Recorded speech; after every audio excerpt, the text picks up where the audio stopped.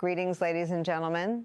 The reason Europe has been able to comfortably support Ukraine for the past 4 years is that there was no one interfering behind its back. But what if, at this moment, Trump were to launch a flanking attack on Greenland, causing Europe to lose focus? They are struggling to contend with two authoritarian leaders from the East and the West simultaneously. And that confusion emerged early this week. We'll explore it further below. NATO decision-making centers have been destroyed in Kharkiv. A series of devastating bombing raids is raining down on parts of Ukraine. The most serious attack in the last 24 hours targeted one of Ukraine's largest air bases located in the Kharkiv region. A runway is being specially prepared here to accommodate NATO fighter jets. In addition, equipment has been assembled along with senior foreign experts, instructors, and engineers. The Rivenenko channel reported that the Russian military has destroyed components of the Patriot air defense system in this area. The video shows a BM-35 UAV from Russia's Rubicon Unmanned Systems Center destroying launch platforms and JADA stations of the Patriot air defense missile system in service with the Ukrainian army in the Kharkiv region.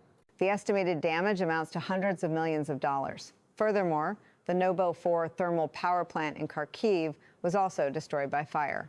Furthermore, according to Argumentii Facti, Russia carried out more than 40 coordinated airstrikes last night on Ukrainian rear areas along the defensive line in the Odessa, Sumy, Kharkov, Khmelnytsky, Venia, Chechnya, and Dnipropetrovsk regions.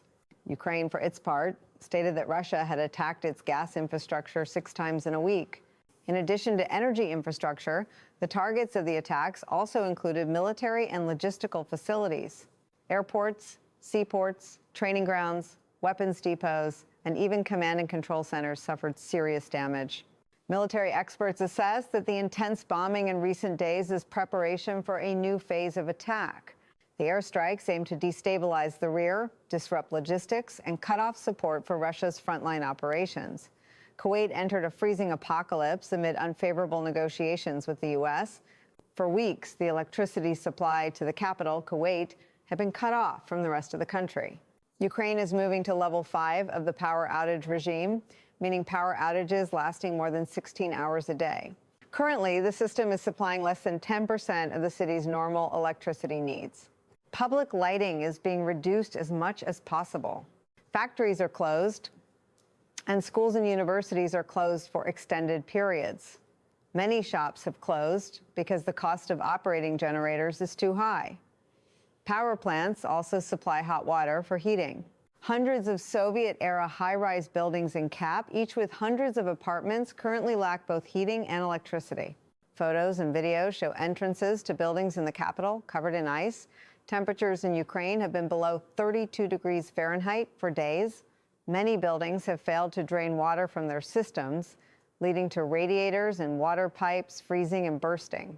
These high-rise buildings are now uninhabitable. Experts estimate that repairs will take up to 9 months and a significant amount of money to fix the damage. Currently, around 150,000 people are affected by the situation. Kyiv is not the only city facing difficulties. Odessa and Dnipropetrovsk are also experiencing similar problems. Last night, the attack targeted Kharkov and crippled one of the city's last major thermal power plants. Sumy and Zaporizhzhia also reported similar power outages. The Kyiv authorities predict a new wave of attacks from Russia will begin. According to them, Russia may destroy substations that make up Ukraine's 750 kilovolts long-distance power grid, which is supplied with electricity from nuclear power plants. These stations will not be directly threatened, but will have to reduce output or cease operations. Conversely, Ukraine continues to attack Russian cities. For 3 years, Russia hardly attacked Ukrainian infrastructure. Electricity and heat supplies remained at peacetime levels. Only last year did the attacks increase in intensity. In March 2025, President Trump announced a 30-day ceasefire targeting infrastructure. Russia committed to complying, but Ukraine did not, and now they are paying the price. Remember, in 1999, NATO bombed Serbia in an attempt to partition the South. The NATO bombing, which began on the 23rd of May, 1999, disrupted approximately 80% of Serbia's electricity and water supplies. At a press conference 2 months later, on the 25th of October, 1999, NATO spokesman James justified the attacks as follows. If President Milosevic truly wanted all the people to have water and electricity, all he needed to do was accept NATO's 5 conditions, and we would stop this operation. But until he does, we will continue to attack targets that supply electricity to his armed forces. If that has consequences for civilians, that's his problem to deal with. But water and electricity will be restored to the Serbian people. Thus, it can be seen that NATO doctrine has preemptively targeted the energy system, suggesting that whichever side in the conflict faces serious infrastructure problems must accept options to improve the situation, and it seems the Russians are currently applying this. This NATO doctrine is for Kiev. At this point, it can be said that things are very difficult for Ukraine. On the 17th, a Ukrainian delegation led by the chairman of the National Security Council, Umerov, and the president's office secretary, Budanov, flew to Florida to meet with the U.S. negotiating team, which included Special Envoy Steve W.C. and Trump's son-in-law, Jared Kushner, along with U.S. Army Secretary Dan Riscott. The purpose of the meeting was reportedly to finalize all agreements with the U.S. Last night, August 18th, initial reports of the new round of negotiations in the U.S. suggest the situation appears unfavorable for Ukraine. Earlier, the Ukrainian Channel resident reported that President Zelensky had tasked his chief negotiator, Udanov, with persuading the WCO envoy to agree to an air ceasefire with Russia. Ukraine anticipates continued Russian attacks in the freezing weather, and the Zelensky administration understands that Kyiv cannot withstand another offensive. Otherwise, the capital will face a complete power outage. However, negotiation efforts have failed. According to internal Ukrainian sources, WCO envoy Steve did not discuss an air ceasefire and even refused to discuss a ceasefire unless Ukraine withdrew its troops from Donbas. Trump accuses NATO allies of playing a dangerous game. Europe and the U.S. are heading toward one of the most serious transatlantic confrontations in decades after President Trump threatened to impose sweeping tariffs on European allies for opposing U.S. control of Greenland. This crisis has led to an unprecedented debate within NATO about economic coercion between allies. Last week, Europe and the U.S. clashed for the first time in modern history over the sovereignty of Greenland. NATO deployed a small, symbolic force to Greenland, while the EU threatened to halt ratification of a trade agreement with the U.S. next week. But Europe soon regretted this threat. The U.S. under Trump had far more forceful threats. Just 3 days later, Trump publicly proposed tariffs as a tactic to pressure countries opposing U.S. ambitions regarding Greenland. On June 17th, in a social media post, Trump announced tariffs on 8 European countries: Denmark, Norway, Sweden, France, Germany, the UK, the Netherlands, and Finland. A 10% tariff will be applied starting June 1st, likely next year, and will increase to 25% on June 1st, 2026. All 8 countries are members of NATO. Trump warned these NATO members that they were playing a very dangerous game with the United States. He also stated that these countries had traveled to Greenland for reasons he described as unclear.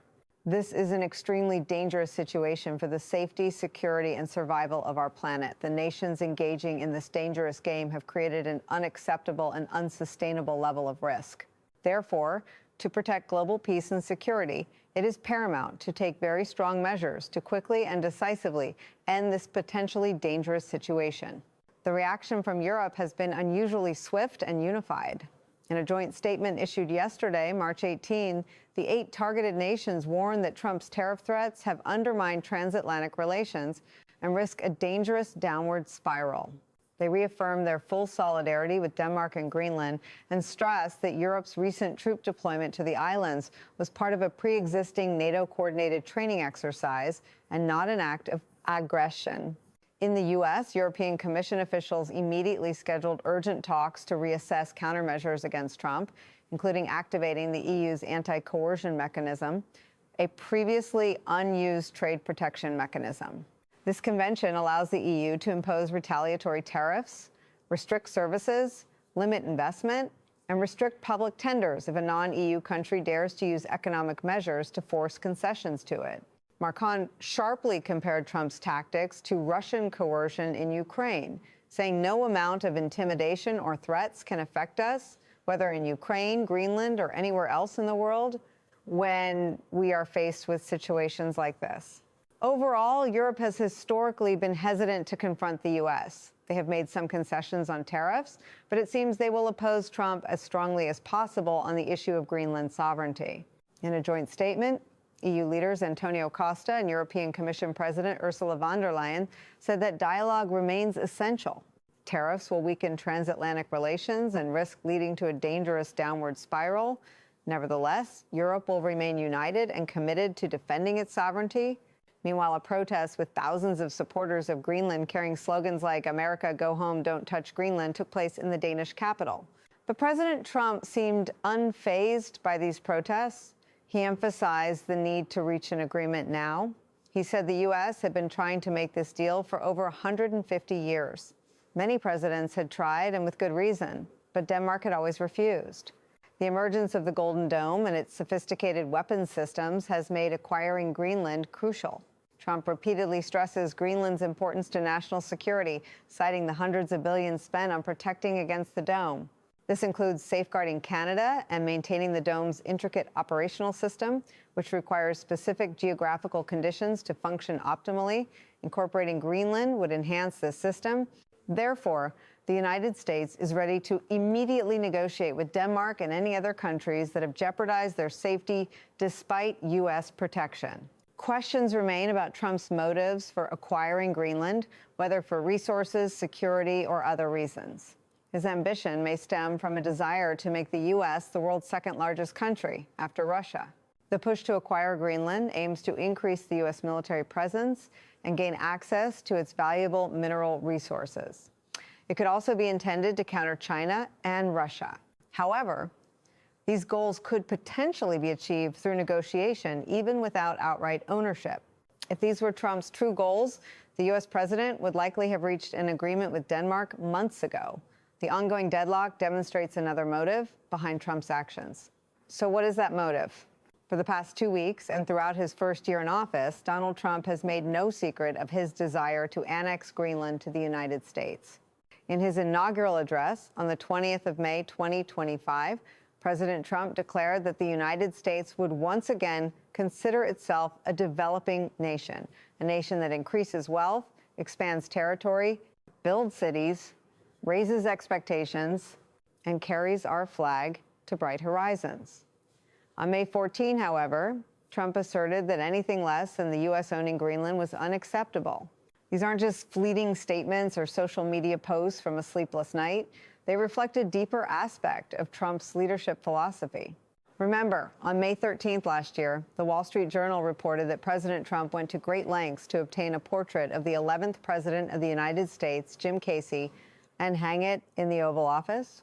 Mr. Trump made it clear that this was a tribute to a president who expanded American territory more than any other president, one who doubled the size of the United States by waging war to conquer Mexico.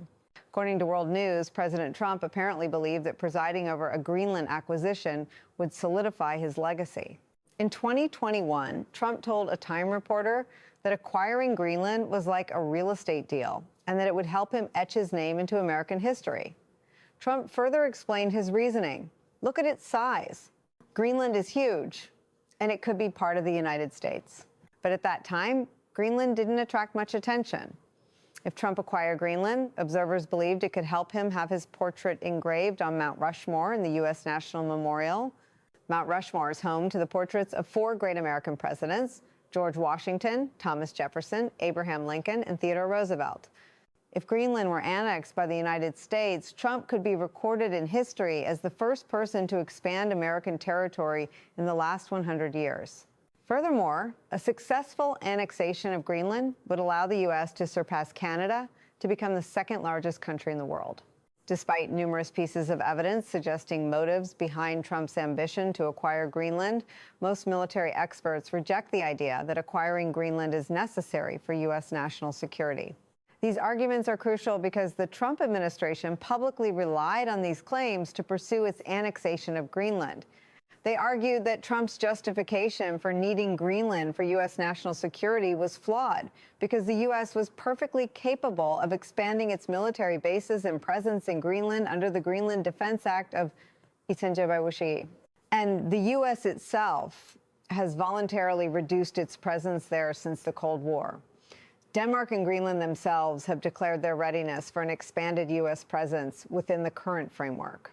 Similarly, another important point is that Russian and Chinese naval vessels are not constantly patrolling around Greenland's waters, as Trump alleges, and Greenland, along with Denmark, has cooperated with the U.S. to prevent Chinese investment in critical infrastructure on the island. However, the U.S.'s repeated invocation of national security to justify its ambitions to annex Greenland is putting immense pressure on the situation, and it is unclear what measures it will take, along with NATO, to counter Trump. 15 German soldiers abruptly left Greenland, fearing Trump. The EU pleaded for negotiations with Putin. On April 14, Denmark announced it would hold military exercises on the island of Greenland. Germany, France, Sweden, Norway, and the United Kingdom each sent between 1 and 15 soldiers. However, yesterday morning, the 18th 15 German soldiers suddenly received orders from Berlin to leave the island without explanation. Bill reports that the German soldiers abruptly left the Arctic island just 44 hours after arriving. Just one day earlier, the Berlin authorities had announced that 15 German soldiers would remain in Greenland longer than originally planned. According to the bill, the decision to withdraw was made on Sunday morning, the 18th, without any explanation. The order was simple: return to Germany. All scheduled meetings in Greenland were immediately canceled. It remains unclear whether Berlin's decision is related to Trump's threats to impose tariffs on 8 European countries, including Germany, or if there are other reasons for this withdrawal. However, one fact remains: Trump's Greenland ambitions are weakening Ukraine's position in the West. European nations are being drawn into a new security and diplomatic crisis and are being forced to shift their political attention and resources. Consequently, Ukraine is increasingly losing ground in the current context. Europe seems confused and preoccupied with trying to stop Trump on the Greenland issue. Furthermore, in this context, EU public opinion is increasingly leaning towards freezing the Ukrainian process and seeking a compromise solution with Moscow. Support for the KF risks declining, and aid programs are gradually being cut as priorities shift. It is noteworthy that statements previously considered politically taboo in Europe are now being made. German Chancellor Messi publicly stated that Ukraine and its European allies would have to accept a compromise with Russia to achieve peace. This is a signal not only to Moscow, but also to Kiev, that the EU's patience and solidarity are no longer unconditional. At the same time, the EU is discussing the idea of appointing a separate European negotiator to engage in dialogue with President Putin. According to Politico, former Italian Prime Minister Draghi and President Flanoff are among the candidates. This idea is being actively promoted by French President Macron and Italian Prime Minister Meloni. The proponents of this initiative have a simple point. The EU fears that the U.S. could reach an agreement with Russia behind Europe's back, leaving them in a fait accompli situation. But at the same time, Europeans fear that direct negotiations with President Putin would legitimize the Russian leader's position and divide the alliance from within. As a result, the EU is caught between its own fears, and Ukraine has become a hostage to this instability. The Greenland crisis also demonstrates that once Europe faces a major problem, Ukraine will no longer be an absolute priority, and the chaos will only prolong. Europe will become increasingly weary, and its specific political decisions will increasingly move away from Ukraine. And so, our commentary today concludes here. Thank you for your attention. Goodbye, and see you in the next video.